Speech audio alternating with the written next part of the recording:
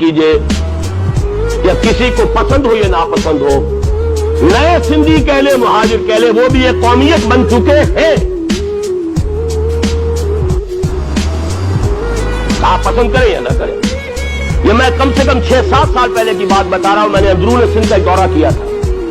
لاڑکانہ میں کہا کہ یہ 5ویں قومیت کی بات کیوں ہو رہی ہے. پریس کانفرنس تھی میری.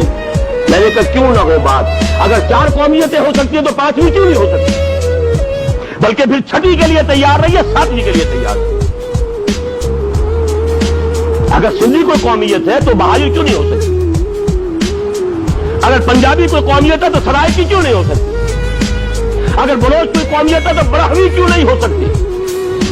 براہوی تو علیحدہ قوم ہے، زبان علیحدہ ہے، کلچر علیحدہ ہے، پس منظر علیحدہ ہے، نسلی طور پر جدا ہے. براہوی ڈریویڈینز ہے، قدیم ہندوستان کے باشندے ڈریویڈینز، براہوی وہ ہے. تو اگر تو آپ تقسیم ہوں گے تو قومیتوں کی تحلیل ہوگی. اور پھر یہ ہے کہ تسلیم کیے بغیر چارہ نہیں کہ اب صورت یہ بن چکی ہے. مجھے یہاں مولانا مودودی مرحوم کا ایک جملہ بہت پیارا ہے جو یاد آتا ہے. ان کا موقف کیا تھا؟ ان کا موقف یہ تھا کہ مسلمان اصولاً ایک قوم نہیں ہے. 100% صحیح بات ہے، مسلمان قوم نہیں ہے.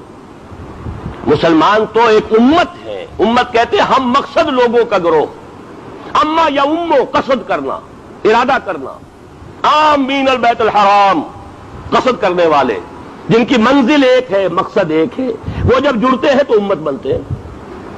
جب مسلمانوں کو حزب کہا گیا، اولئک حزب اللہ، یہ اللہ کی پارٹی ہے.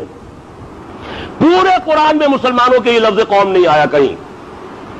یہ تو ہے اصولی بات، لیکن واقعاتی بات مولانا مودودی نے یہ کہی تھی. لیکن صدیوں کے توارث کے نتیجے میں اب مسلمان ایک قوم بن چکے ہیں. اصولاً نہیں ہے، واقعتاً بن چکے ہیں. اصولاً کوئی مہاجر قومیت نہیں ہے، لیکن اب واقعتاً بن چکی ہے. تسلیم نہیں کریں گے، حقائق کا انکار کریں گے، حقائق کا منہ چڑھائیں گے، نتیجہ کسی کے حق میں بھی اچھا نہیں ہوگا. نمبر 2 بات، لسانی ثقافتی معاملات کے بارے میں بھی ہمارے ہاں خام خواہ کی افراط و تفریط ہے.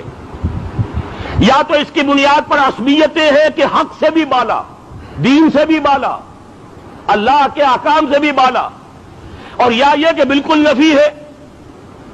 حالانکہ لسانی اور